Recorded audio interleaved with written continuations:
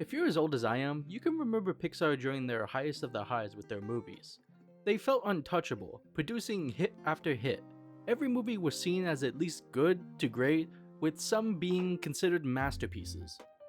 They capitalized on the end of the 2000s and the beginning of the 2010s with Toy Story 3, being seen as one of their most ambitious movies yet. Not only did it become the third animated movie ever to be nominated for Best Picture, but it was also the second in a row for Pixar after Up. Then, everything changed in 2011. Pixar released Cars 2, and it was their first movie to receive reception that was mixed at best or outright negative from critics and audiences. But why such a drastic shift when just the year prior, Pixar was 2 for 2 with their sequels? Well, this was their first non-Toy Story sequel, so it was always a gamble if it would be well received or not. Another factor was the decision to make a sequel to Cars in the first place. At the time, Cars was one of Pixar's lowest performing movies, aside from Toy Story and A Bug's Life, while most people wanted sequels to films like Monsters Inc. and The Incredibles. Despite that, Cars 2 ended up making almost $100 million more than the first. The movie also left fans of the original Cars confused, shifting the focus from Lightning McQueen to Mater. Not only that, but it changed genres from a racing movie to a spy movie. A choice that surely threw everyone for a loop.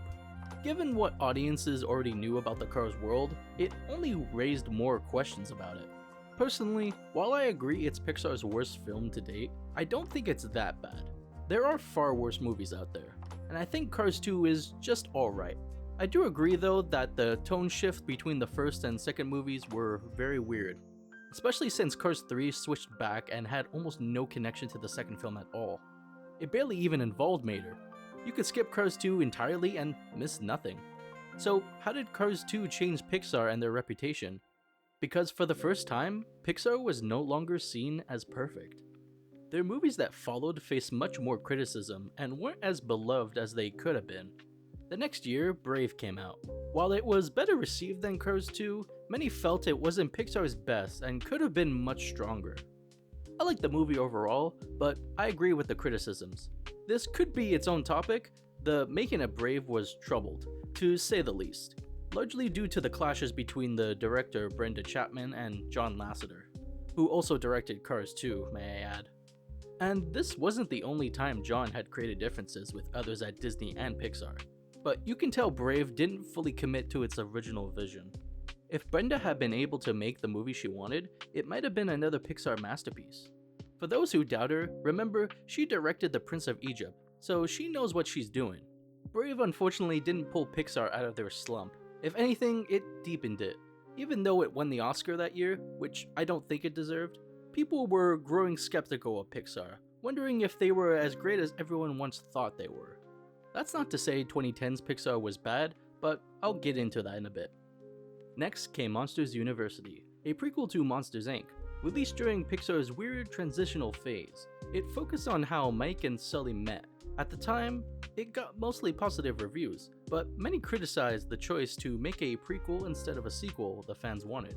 Still, Monsters University is now seen as one of Pixar's more underrated films, especially from the 2010s. 2 years later, Inside Out arrived, and to many it was a triumph, a return to form for Pixar after their slump. It became one of their most highly praised films, proving they could still create emotional, resonant masterpieces. But the praise was short-lived, cause just a few months later, Pixar released The Good Dinosaur. While it got positive reviews, many were mixed on it, with some even calling it one of Pixar's worst films.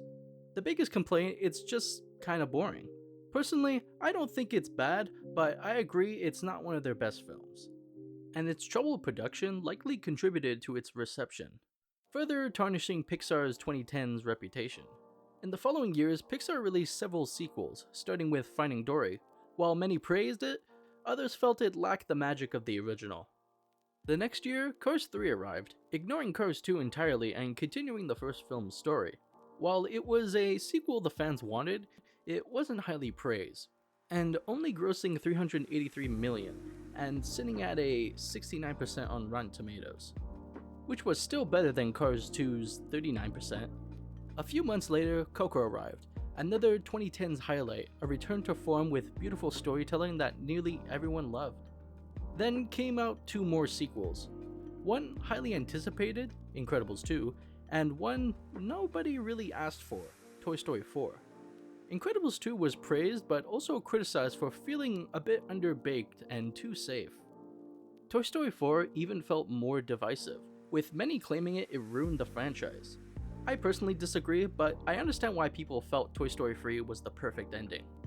The next few years were rough for Pixar, largely due to the pandemic, which hurt the box office numbers for 5 straight films, but let's focus on their reception.